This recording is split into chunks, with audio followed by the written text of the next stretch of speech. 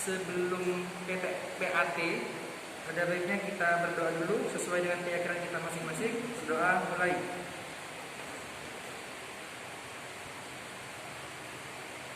Selesai.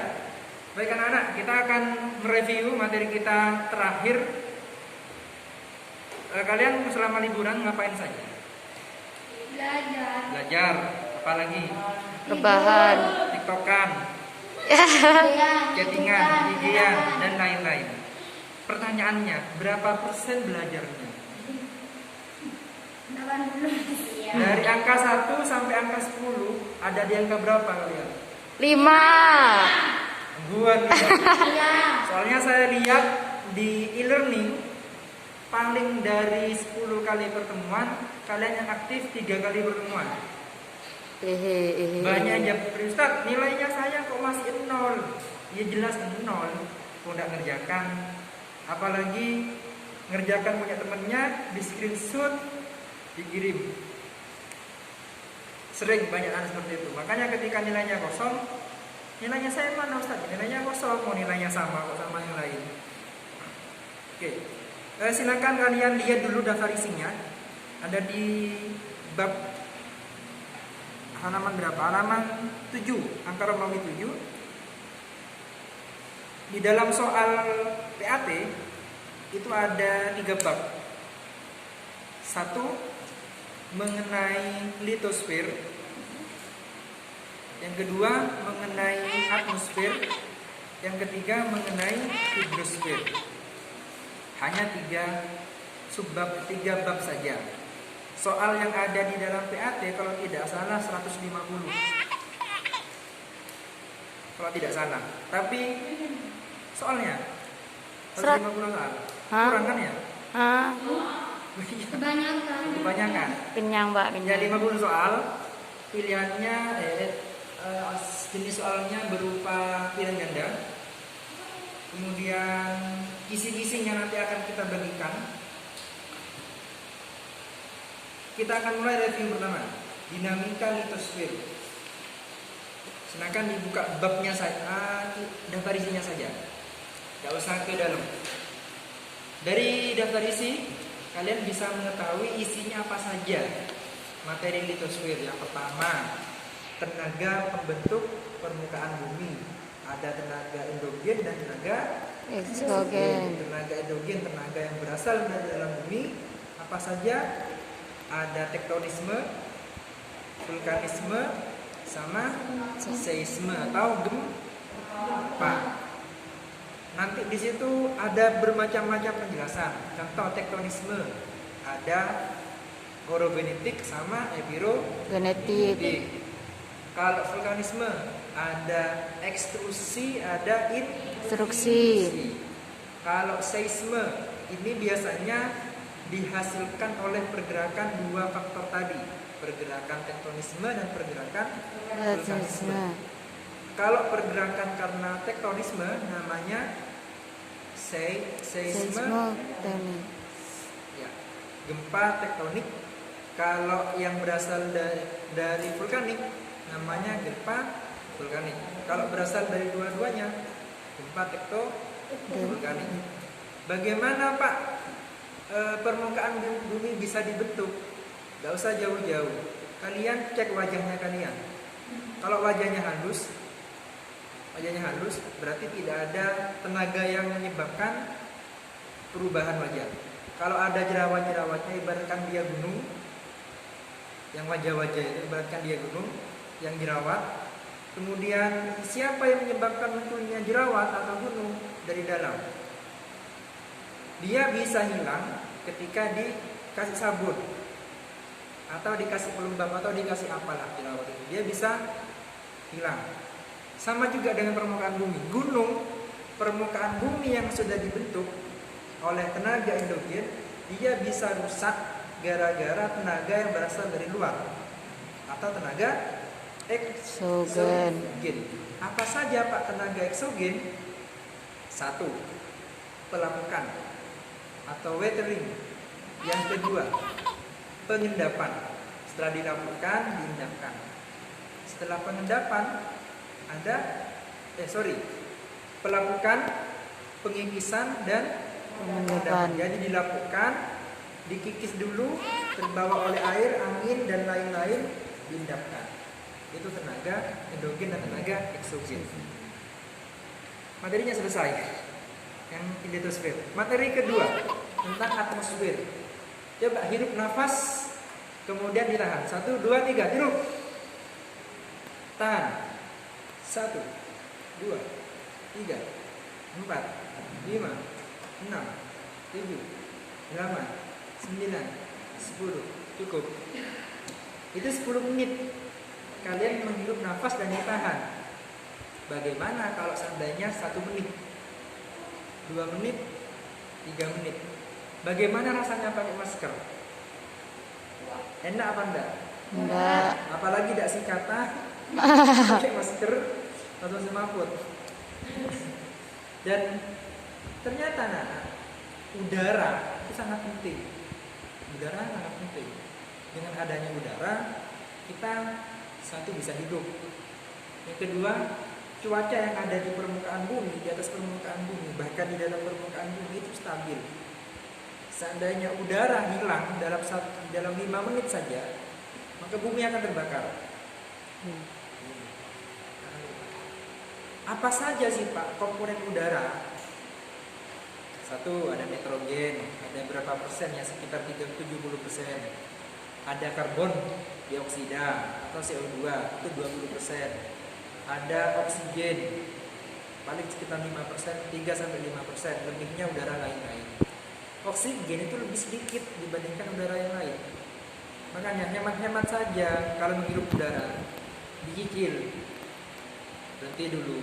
Jadi makan lagi, dicicil saja, Mas. Kemudian, Pak, langit ini ada lapisannya atau tidak? Ya ada. Ada berapa lapisan? Ada 5 lapisan. Yang pertama, ada lapisan terbawah, troposfer. Lapisan kedua, stratosfer. Yang ketiga, mesosfer. Yang keempat, termosfer. Yang kelima, eksosfer. Masing-masing lapisan itu berbeda fungsi dan manfaatnya. Silakan nanti dibaca bukunya. Kemudian siapa sih Pak yang menyebabkan perbedaan udara di setiap wilayah? Contoh ini Pajarakan. Ini Gendeng. Ini Genggong. 3 tempat ini dalam satu waktu itu berbeda keadaan udaranya. Kadang di sini panas, di sini mendung, di sini hujan. Tidak nyampe 5 menit, 10 menit berubah lagi udaranya. Kenapa? Siapa yang menyebabkan? Oh Allah, iya memang. Yang menyebabkan yang pertama ya suhu atau temperatur udara. Yang kedua ada angin, ada tekanan, ada kelembapan, curah hujan, ada awan. Di soal dari kemarin saya pernah ngasih tidak soal tentang foto awan. Ya. Saya cek, oh di sini lagi cerah, di sini mendung, ada yang seperti itu. Siapa yang menyebabkan? Ya keadaan faktor-faktor yang tadi. Nanti di situ ada hitung-hitungan berapa temperatur udara di suatu tempat atau ada rumusnya di bukunya. Berapa tekanan udara, berapa kelembapan relatif udara di daerah itu. Nanti dicek bukunya satu-satu. Pak, saya kemarin ke Korea misalnya. Di sana sekarang lagi musim panas Pak. Kok bisa Pak ya? Sedangkan di Indonesia masih musim hujan. Gak usah kalian, dong saya saja ke daerah mana? Ke Jepang itu pada salju. Asik. Salju di sana itu. Desember itu. Desember salju. Di sini enggak. Di sini masih musim panas. Kenapa bisa berbeda? Karena setiap wilayah memiliki iklim yang berbeda. Apa sih Pak perbedaan cuaca dengan iklim? Kalau cuaca, perbedaan udara di suatu tempat yang meliputi wilayah yang sempit dengan durasi waktu yang Lambat. pendek. Kalau iklim, wilayah yang luas dengan durasi waktu yang panjang. Perubahan iklim itu minimal 30 sampai 50 tahun. Kalau cuaca dalam 1 jam dia berganti-ganti. Ada 5 lah kalau tidak jenis atau klasifikasi iklim. Satu, klasifikasi iklim matahari. Yang kedua, iklim Köppen namanya. Yang ketiga, Smith-Ferguson. Yang keempat, ada Oldeman. Yang ketiga, Junghun. Setiap wilayah kadang memiliki cuaca yang ekstrim atau cuaca yang sangat panas atau sangat dingin. Contoh Probolinggo yang kemarin, sore jam berapa? Jam 2, jam 3 juga sampai malam. Deres, mati lampu juga di rumah di Keraksan. Tapi di wilayah lain di kota Probolinggo itu banjir. Rumahnya siapa yang kena banjir? Ada yang kena banjir rumahnya? Minggu lalu? Enggak ada. Kemarin soalnya saya lihat di beritanya, kota Probolinggo kena banjir sampai 1 meter di rumah-rumahnya. Siapa sih Pak yang menyebabkan perbedaan cuaca yang sangat ekstrim? Fenomenanya, satu, pernah dengar El Nino sama El Nina? Pernah. Ya, El Nino ini perubahan cuaca yang ekstrim menyebabkan wilayah itu banjir, panas. Kalau El Nina, perubahan cuaca yang sangat ekstrim menyebabkan wilayah itu menjadi daerah yang sering terkena awan banjir.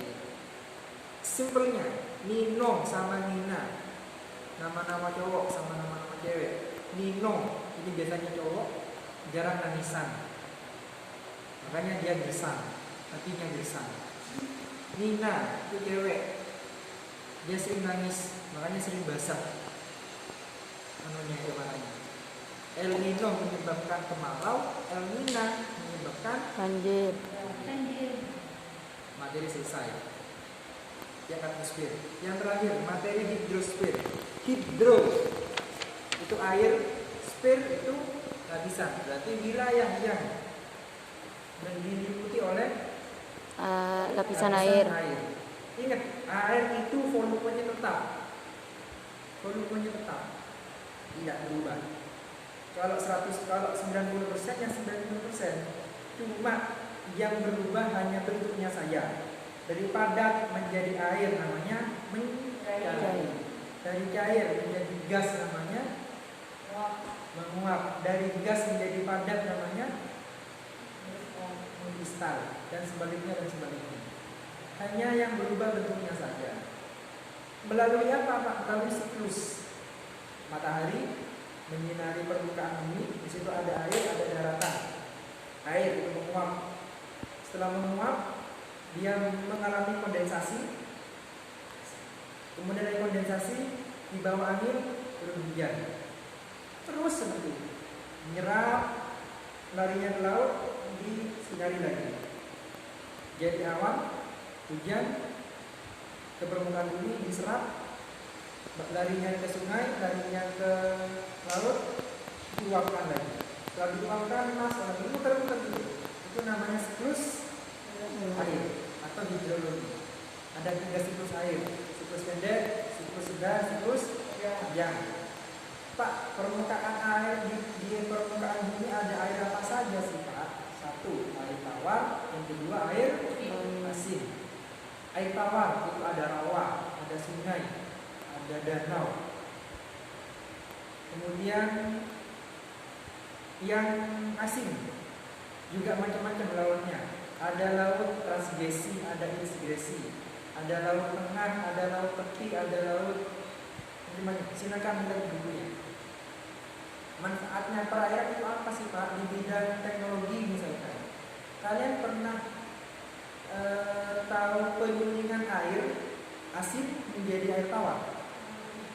Pernah dengar seperti itu? Iya. Ketika tsunami di Aceh, Australia menyumbang penyulingan air asin menjadi air tawar. Di bidang pelayaran, di daerah mana itu ya yang memanfaatkan sungai di Indonesia itu? Mau nyebrang dulu, memanfaatkan sungai. Daerah mana? Apa Sumatera atau Kalimantan ya rupanya? Dan di soal PPS, di soal PAT ada soal seperti itu. Wilayah yang memanfaatkan air sebagai jalur transportasi, wilayah mana saja? dari 5 pulau, di pulau mana saja deh? Papua, Sumatera, Jawa, Kalimantan, Sulawesi. Pulau yang mana? Pulau yang mana? Kira-kira? Nanti dicek di Google. Ada soal seperti itu. Manfaat air di bidang lingkungan banyak banget di bidang lingkungan dan lain-lain. Materinya selesai. 3 bab. Yang pertama litosfer, yang kedua atmosfer, Hidrosfer. nanti akan saya share kisi-kisinya. Kisi-kisi seperti apa sih Pak? Kisi-kisi itu bukan berupa soal, tapi indikator soal. Kalau ada soal, ada kisi-kisi, siswa dapat menjelaskan tenaga endogen. Kira-kira soalnya seperti apa? Soalnya seperti apa kira-kira?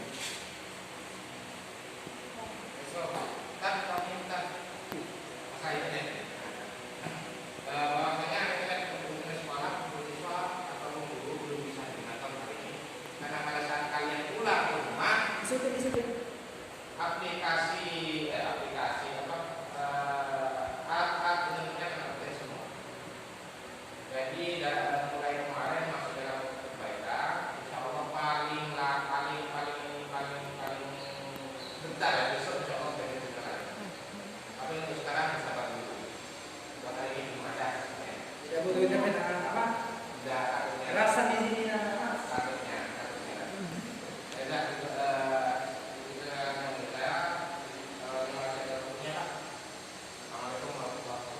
Waalaikumsalam warahmatullahi wabarakatuh. Oke, mohon maaf anak, barusan ada gangguan bukan dari HP Anda, tapi dari operator di sini ya. Kisi-kisi, kalau ada kisi-kisi, siswa dapat menjelaskan konsep tenaga endogen. Kira-kira soal di PAT seperti apa? Ada apa saja kira-kira? Berarti nanti ada gimana? Berikut merupakan definisi tenaga endogen. A apa, B apa, seperti itu. Jadi saya kasih kisi-kisi bukan berupa soal. Contoh lagi, ada gambar Indonesia. Saya kasih nomor 1, kasih nomor 2, kasih nomor 3 sampai 5. Saya tanyakan dari gambar di atas, misalkan siswa dari gambar tersebut, siswa dapat menentukan wilayah yang rawan terhadap gempa mili kalian nanti. Dikasih gambar, kemudian disuruh milih. Untuk lebih jelas, nanti kisi-kisinya akan saya share ke kalian. Pelajari. Kalau kalian bisa membacakan kisi-kisi, insya Allah bisa menjawab soal di atas KKM hasilnya. Kenapa? Karena kisi-kisi sebenarnya 80% itu merupakan bocoran soal. Kalau bisa membacakan kisi-kisi, khusus geografi seperti itu. Ada beberapa kisi-kisi yang lain berupa langsung soal. Tapi kalau geografi tidak, hanya berupa Indikator. Oke, sebelum kita ini ada yang ditanyakan? Oke. Tidak ada. Saya yakin kalian sudah hebat-hebat semua. Ini saya mau gudang dulu ya. Bukan kalian. Nanti kalau ada yang tanya, silakan WA saja. Si. Dan kalian bisa WA kalian. Silakan WA aja ke saya. Ustaz, ya apa caranya buka cari kisi-kisi? Silakan WA saja. Kalau lebihnya mohon maaf. Kita tutup dengan bacaan orasi bersama. Semoga ini bermanfaat. Bismillahirrahmanirrahim. Wal asri Bismillahirrahmanirrahim. Wa tawassaw bil haqqi wa tawassaw bis sabr. Rabbana taqabbal minna rabbana bisirul Fatihah. Assalamualaikum warahmatullahi wabarakatuh. Waalaikumsalam warahmatullahi wabarakatuh.